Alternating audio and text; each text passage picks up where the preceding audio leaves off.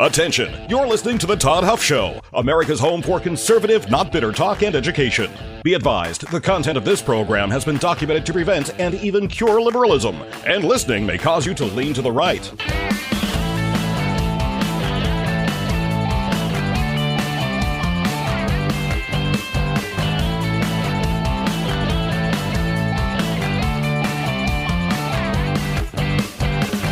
And now, coming to you from the Full Suite Wealth Studios, here's your conservative but not bitter host, Todd Huff.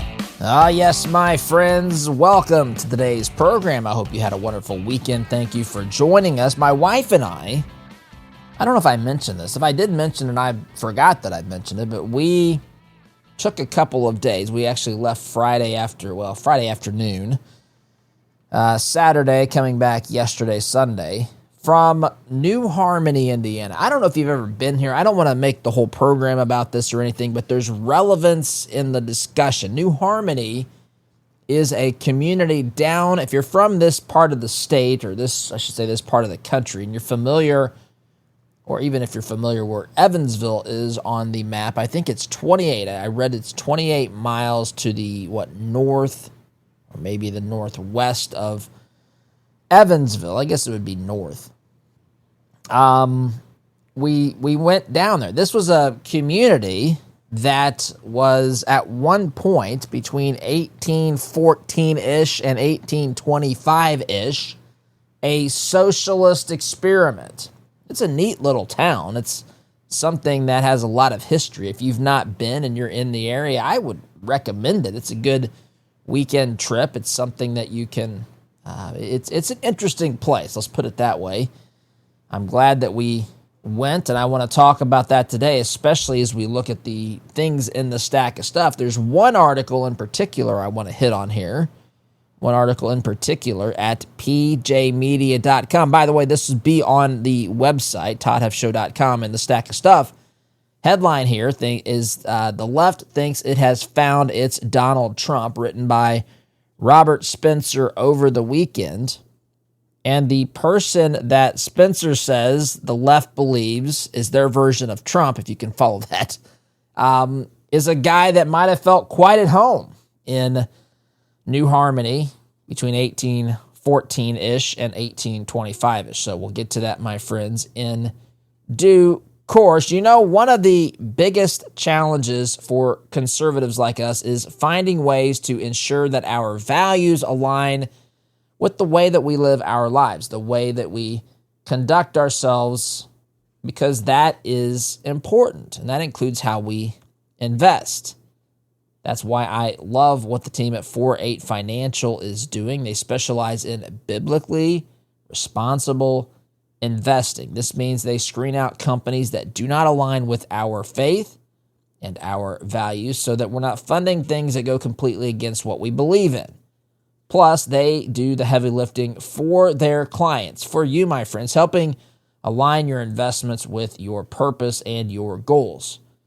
And the best part is they've given you a tool to find out if your current investments reflect your values. All you have to do is go to 48financial.com/Todd, 48financial.com/Todd. You can take the assessment there. I did it. It's very painless. There's some questions that you can ask, a scale of sorts where you can answer questions telling them how important this, that, and the other is, and they will tell you how your investments align with that. Because, my friends, your investments could be supporting some things that you really, really don't want to have anything to do with. So, 48financial.com/Todd. That's where you can take the assessment. 48 Financial, because your money should work for your values. All right. So, a little bit of history here, a little bit of a history lesson. My wife and I go down to New Harmony, Indiana. It's like I said, it's about 28 miles north of Evansville, Indiana. It's a beautiful part of the state. Right along the Wabash River as it makes its way to dump itself into the Ohio River. So you're in this I got to tell you, it's very quiet town. In fact, almost eerily quiet. It's a very, very peaceful setting. Of course, there's history here, and the history goes back, well, the interesting part, the main part of what I want to talk about here today, the history goes back to the time before Indiana was even a state. Indiana became a state in 1816. So in 1814, a guy named George Rapp, who was a minister, he had moved a community, what they referred to on the tour, and when they were talking about this, the historians, the tour guides, his flock of people that attended his church, they had originally landed in Pennsylvania, in Harmony, Pennsylvania. It's around Pittsburgh. And so they were socialists. And what they would do is they would build a community where George Rapp was effectively, I don't know how to say it. I mean, it sounds to me like kind of the king. In fact, the tour guides would say everyone was equal except Rapp, meaning Rapp. This is the way that socialist societies always end up, right? Everyone is equal except the people at the top. And in this case, it was small enough. I think it was 800 people. Is that right, Oz? It was around 1,000 people that were in this community. George Rapp was at the top. And, that they were industrious at first, but the reason that they were industrious, ultimately these communities cannot succeed because you're fighting against human nature. When you perform work, and there's nothing wrong with this. This is something that people on the left want to make you think is bad, but you want to be compensated for your labor, for the work that you've done. You're not working so that every single person who has nothing to do with what you're doing benefits from your labor. Doesn't mean that you're not a giving person. It just doesn't make any real sense because you might have a plan. You might say, hey, I want to do this, perform this labor, get compensated, save my money, go to school, bust my rear end, make some sacrifices, maybe start a company, maybe whatever, right? And then really sacrifice. But if you can't reap the rewards of your labor, of what you're trying to accomplish, then you become unmotivated. Why would you make the sacrifice? Why would you, do these things that, that you can't see any benefit from? Now, that means that you act, if you think that way, meaning if you think, hey, I want to do things that benefit myself, my family, allow me to pursue my dreams, help someone else that's near to me, do what they want to do, have some experiences that we think are important, whatever that is, that means that you're acting out of your own self-interest. That is not a bad thing. Selfishness is a bad thing. Selfishness means I only think about these things. Selfishness means at the expense of everything else, am I going to accomplish this? If I got to treat people like crap along the way, that's acceptable in the mind of someone who is selfish because what matters is my needs over everyone else's. No, that's not good. But there is a difference between saying, I would like to do these things. I'm willing to make these sacrifices. I'm willing to take the time to learn and to develop the skills necessary to do X, Y, Z, whatever the case may be. And so socialism takes that out of the equation, and they really throw a guilt trip on you. Well, why can't you work just as hard for everyone else? But what's interesting is in a free market, if everyone is working for their own self-interest, they're going to have to, in order to reap the rewards from, let's say, providing a product or service, you're going to have to do things that other people want. And so Socialism acts as though that's not the case. Socialism says the only way that you can really help someone is if you do what the person at the top tells you to do and you don't reap any personal benefit from it. And so these socialist communities have existed on a small scale like New Harmony, and sometimes on a large scale like entire countries. In fact, one of the tour guides said this was really more of a communist compound because the guy at the top, the pastor, George Rapp, he used some very, from what I could gather, right? I'm not there. I'm getting this second hand or third hand, really, from the people who have studied this, the people who understood the community. But George Rapp basically used fear, which is interesting to me as a Christian, because he's a pastor. He wants to have control. By the way, he had the nicer house. Everybody had basically the same type of house. Everyone was given a 1/4-acre lot in New Harmony who was part of this, except for George. George Rapp got the best of the best. George Rapp, if you sold things, the community sold things to other people at the time, they engaged in trade. They're along the Wabash River. He managed the money. You would give him all of your money, but you could walk around the community and get whatever it was that you needed. It was set up to work that way.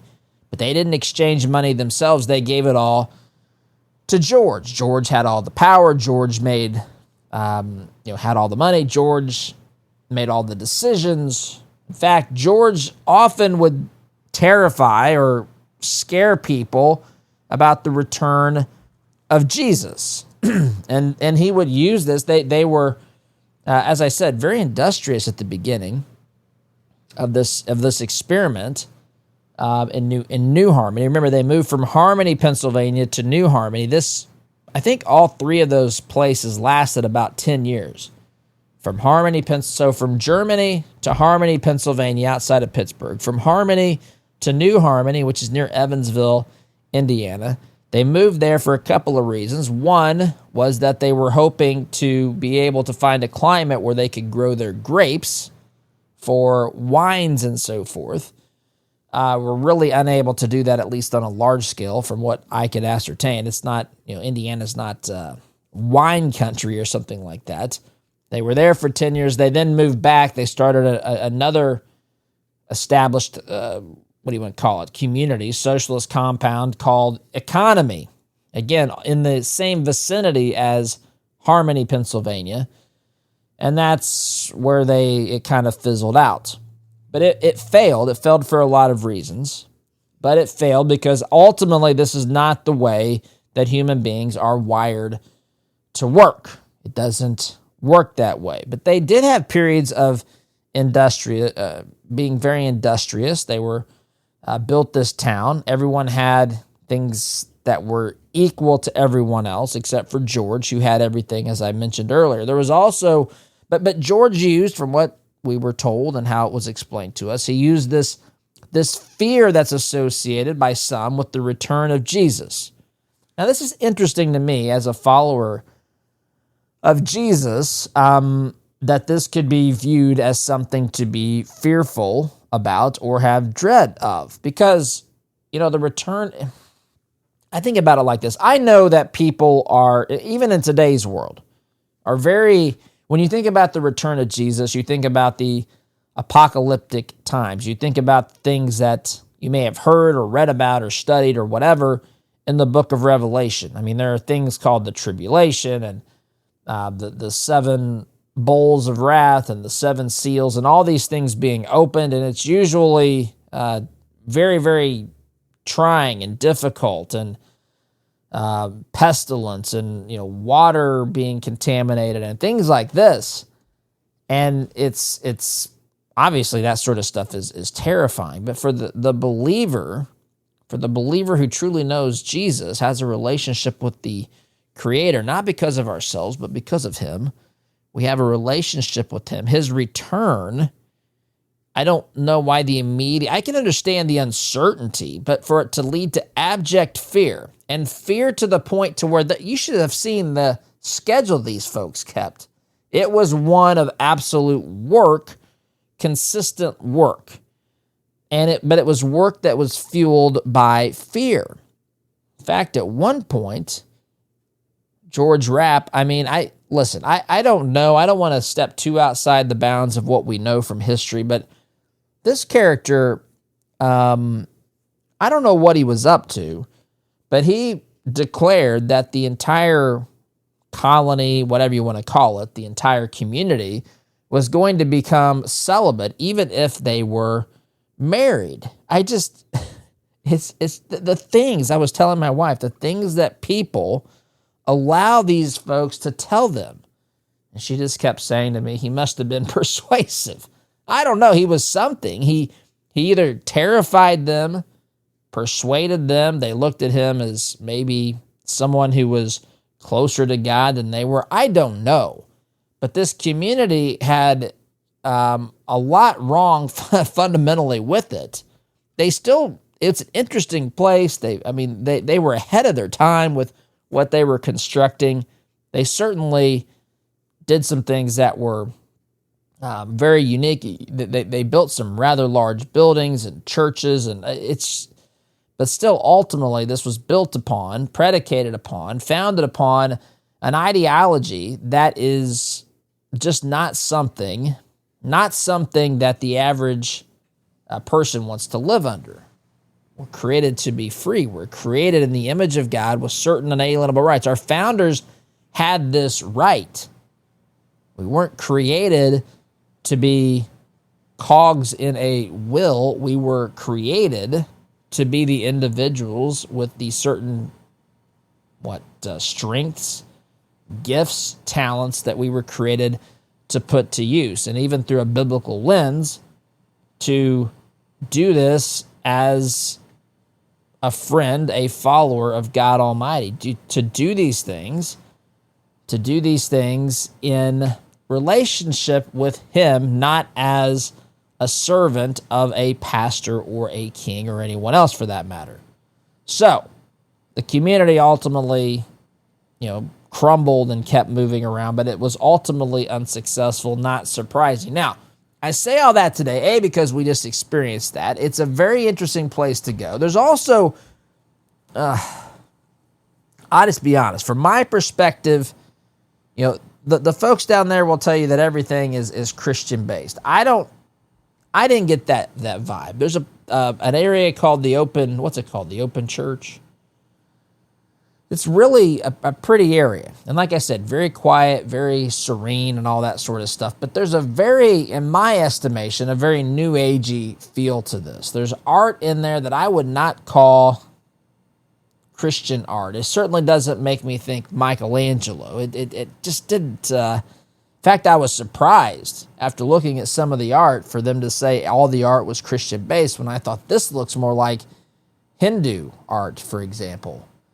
So, I don't know. It has an interesting feel. It's got some history that's fascinating. It's got the political aspect. It's got, I don't know if you want to call it spiritual foundations. I don't like that kind of talk, but I would say there's certainly a new agey feel to at least some of the stuff. But anyway, it's part of our history.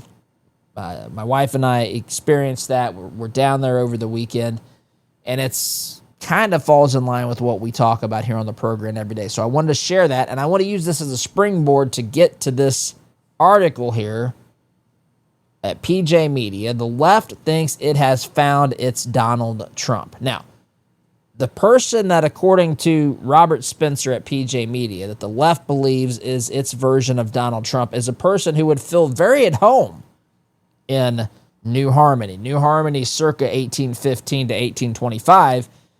And this person also, of course, would have been the version of George Rapp, the leader of that particular community. Most people don't want to be the worker bees. They want to be the person at the top with special privileges, all the power, handling all the money, making all the decisions, that sort of thing. So I want to talk about this, and I want to compare and contrast and talk about what it is that makes Trump appealing, but also what they think, the left thinks, that they can make this candidate appealing. The left is looking, folks. The left is looking for something for people to be excited about. And they've got nothing. I mean, they have a series of losses that, I mean, it's a mile long. They are on a losing streak unlike anything that I can remember in modern history. Even, what do they say, even a broken clock is right twice a day. This Democrat Party, the modern left, hasn't been right in eons. They've not been right twice a day, metaphorically, for a very, very, very long time. So I'm going to get to that here in a moment and throughout the remaining part of the program today. Before I do that, though, I want to remind you, if you are a business owner, if you are someone in marketing at a business, if you're in HR at a business, if you're someone who is responsible for ordering branded merchandise, branded items, check out Red, White, and Brand. That is our division here at the Todd Huff Show. We help provide items with your logo on it. That can be anything from shirts and hats to trade show materials to promotional items, you name it. Red, White, and Brand is here to put your logo on almost anything. redwhiteandbrand.com, that is the website. You can take a look there, but you can also contact us. That's probably the best bet. There's so many items. Just reach out to us, and the team will certainly help you figure out what you might need. redwhiteandbrand.com. Promo code Todd will save you 10% on your order. If you go ahead and place the order online, you will get free shipping as well. redwhiteandbrand.com. Your logo on almost anything. Let's look at this article here, my friends. I just have a couple minutes left here in the first segment. The left thinks it has found its Donald Trump. The leftist establishment spends so much time hating and trying to destroy Donald Trump that it's easy to overlook the fact that the leftist top dogs wish they had a Trump of their own. They may never admit it, but leftists, I think that should be plural, would be overjoyed to find a candidate like Trump, someone who could relate to people honestly, communicate their message effectively, and above all, move people to vote for him. Now, this is true. This is true. The left has they hate Trump, but if Trump was a Democrat, they would love every second of this, right? They would. And I understand that, but they desire someone that can connect with people, understand people, communicate, and get people excited to vote. They have lacked this in great ways. In fact, there's stories out there about Kamala and Joe Biden, which I'll touch on as well. But I'm up against it here, the first segment. Quick timeout is necessary, my friends. Sit tight. Back in just a minute. Welcome back, my friends. Here we are, segment 2 of today's program. Time flies when you are having fun. I'm reading to you from an article at PJ Media, again, written by Robert Spencer. Headline, The Left Thinks It Has Found Its Donald Trump. When we last paused to take our time out before the commercial break, I was reading to you a line from this article that basically said the left would love to find its own version of Donald Trump, someone who could relate to people in an honest way. It's not contrived. It's not made up. It communicates, someone who can communicate a message effectively, and someone who can move people to vote for him. Some leftists, he writes, think they've found their man. New York City mayoral candidate Zohran Mamdani. Now, Mamdani, as I have alluded to, would feel very at home in the socialist/communist compound that I talked about earlier in the first segment of New Harmony, Indiana, circa 1815 to 1825. Zohran Mamdani would feel very, very comfortable being the person making all the decisions. He would have been happy to be the George Rapp. In fact, if you listen to Mamdani, if you look at the things he is in favor of, Mamdani would have a lot in common with George Rapp. So, but this is a problem for several reasons, but let's get to those in due course. In many ways, of course, Mamdani is the opposite of Trump, and he is proud of that fact. During the first New York City Democratic mayoral candidates debate on June 4th, 2025, Zohran Mamdani proclaimed, "I am Donald Trump's worst nightmare as a progressive Muslim immigrant who actually fights for the things that I believe in. And the difference between myself," Mamdani says, "and Andrew Cuomo is that my campaign is not funded by the very billionaires who put Donald Trump in D.C. I don't have to pick up the phone from Bill Ackman or Ken Langone to Trump-supporting billionaires who donated to the Cuomo campaign. Yet for all his hatred and contempt for the president, Mamdani emerged during the debate as the left's answer to Trump. Cuomo responded to Mamdani's class warfare rhetoric in the first debate by skewering Mamdani's inexperience. You know, Mr. Mamdani is very good on Twitter and with videos, but he actually produces nothing. That's what Cuomo said. Donald Trump would go through Mr. Mamdani like a hot knife through butter. He's been in government 27 minutes. He's passed 3 bills. That's all he's done. He has no experience with Washington, no experience with New York City. He would be Trump's delight. Cuomo brought up Mamdani's inexperience again in the June 12th debate, saying, "I think inexperience is dangerous." In this case, Mr. Mamdani had a staff of 5 people. You're now going to run a staff of 300,000 employees, which, of course, it's a lot of people. That's a lot of people.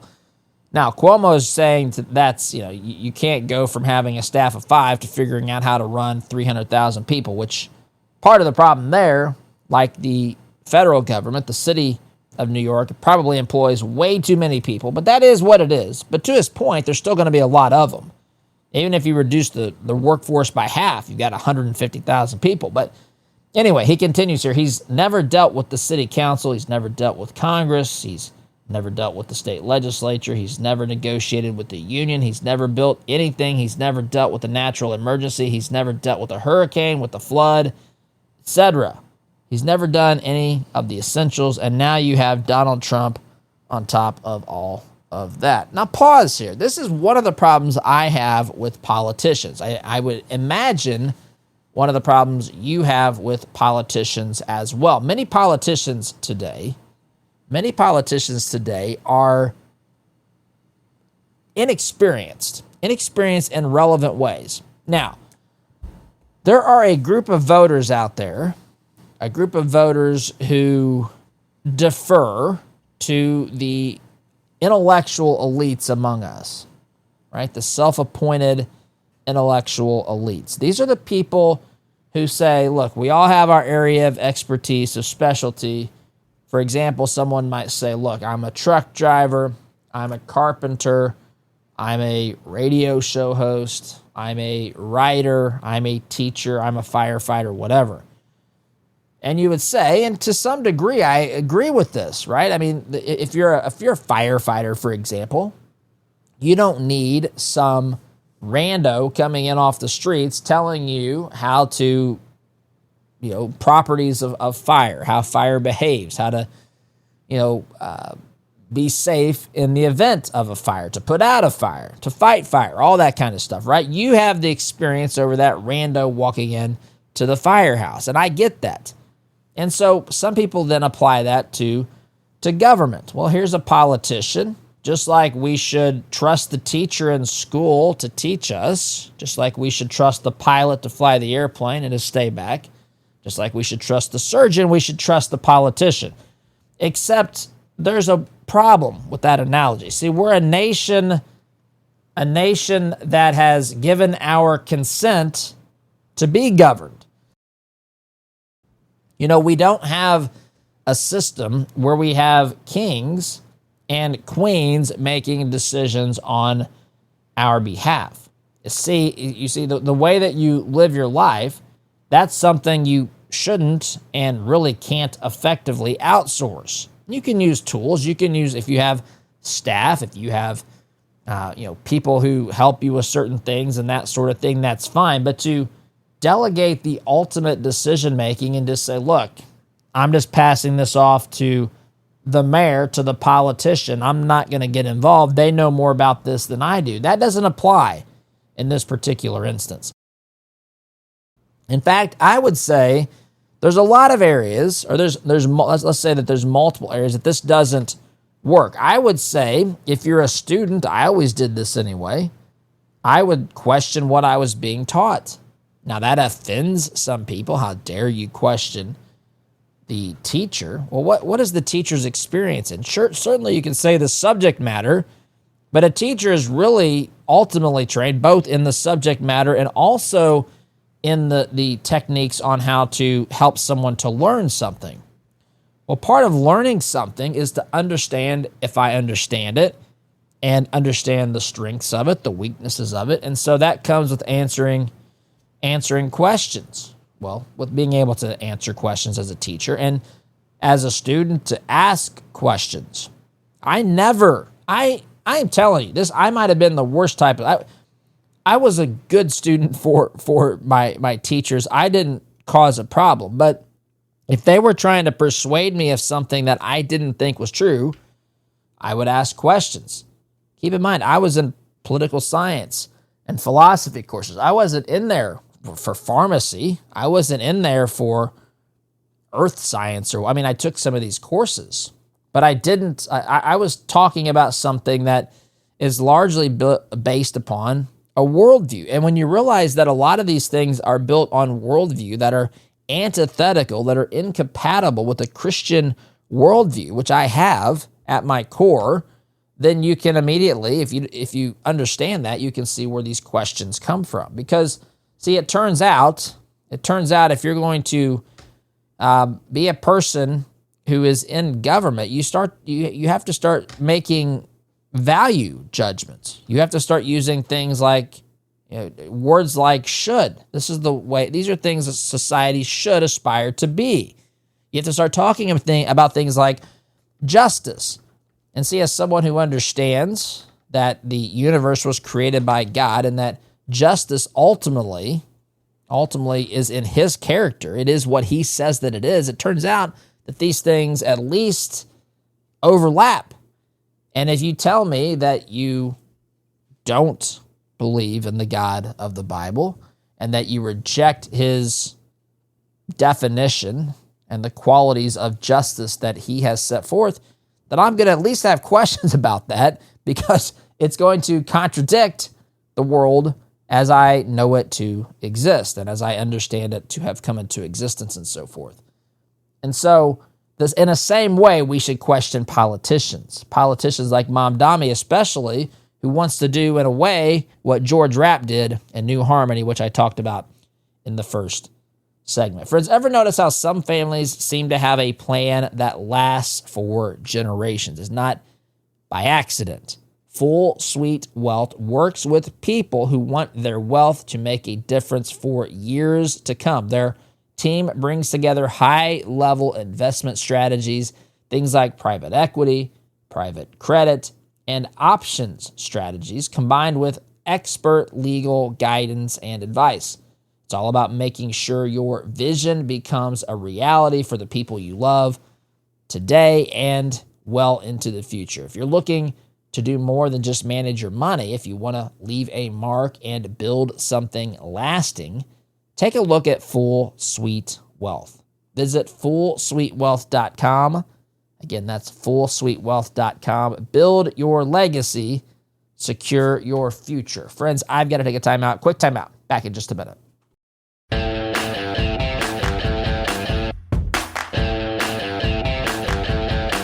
Welcome back, my friends. So as the left is out there, they're rudderless. They're without a leader. They're looking for answers. They're trying to deal with a situation where they are just, they've gotten pummeled, my friends. They're out there looking for a leader. They're looking for a victory. They're looking for direction. They're turning to someone ideologically that a huge swath of the American public has rejected when it comes to someone like Zohran Mamdani. And they are in a world of hurt. So that's going on. That's going on right now, they think. Some of them think that Mamdani can be their version of Trump. I say to that, good luck. I say put him up there for all the world to see, and let's have a debate. Now, certainly there are people who love to be socialist out there. Many of them may still reside in New Harmony. I don't know. But there are people, the average person who understands what this ultimately leads to, is not a fan of socialism, not a fan of, heck, borderline communism that we hear coming from the Mamdani camp. Remember, Mamdani, by the way, was one who was not that long ago talking about defunding the police. He tries to deny this, but there is digital evidence all over the place.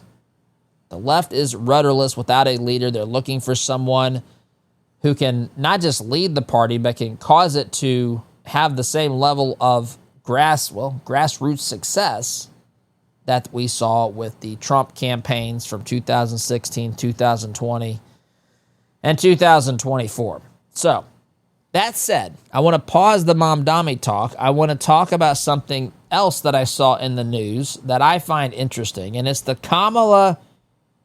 the Joe Biden camp versus the Kamala Harris camp. This is at redstate.com. I'm going to get to this in just a moment. It's fascinating what we may be about to embark upon when it comes to this conflict between Kamala's people and Joe Biden's people, according to a report that's talked about here at redstate.com, which I'll get to here, my friends, in just a moment. In the meantime, I want to remind you that if you are aging, which who of us isn't, and if you're concerned with just your health in general, obviously diet and exercise are great places to start.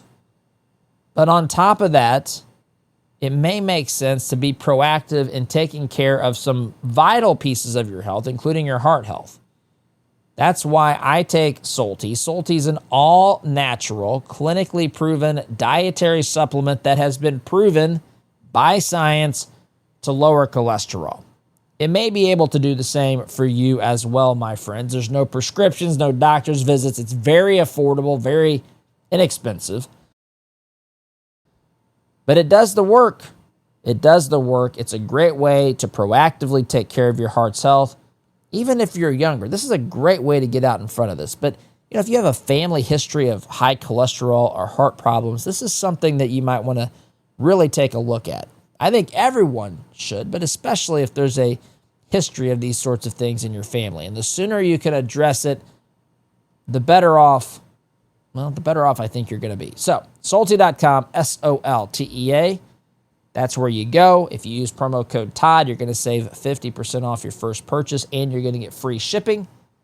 Check it out at Soltea.com, Soltea, promo code Todd. All right. In the time I have remaining, I'm going to get through this as much as I can. It's going to be listed on the website, ToddHuffShow.com, in the stack. Headline here, redstate.com, Biden's people prepared to unleash slew of embarrassing stories about Kamala Harris report. Now, you might have seen Kamala's out there promoting her book, 107 Days, whining about how, she basically would have won the election if she had more time. This was the most, the shortest presidential campaign in history or whatever. She's out there saying those things. Here's what's happening behind the scenes, though, and this could get interesting. Joe Biden's allies are reportedly prepared to release damaging stories about Kamala Harris's vice presidential tenure should she discuss the former president's cognitive decline. This news comes as his one-time sidekick is set to release a new book, we talked about that, about her failed presidential campaign. Oh, there ain't enough popcorn on the planet to prepare for this potential public spat. This is, again, I'm reading from redstate.com. Political journalist Mark Halperin contends that Biden's people are sitting on a bunch of Palin-esque stories about the former Veep that will expose her as being dreadfully unqualified for the job she once held. My goodness, if this comes out and they admit this program will once again be validated. Not that we need external validation. We know what we're talking about here on this program. But we told you when Biden picked Kamala Harris, the one credential, the two criteria that he had for selecting a candidate to be his running mate, we went through this, was that she would be a woman. And this is interesting because they normally can't tell you what a woman is, but they can know what a woman is long enough to pick one to be a vice presidential running mate.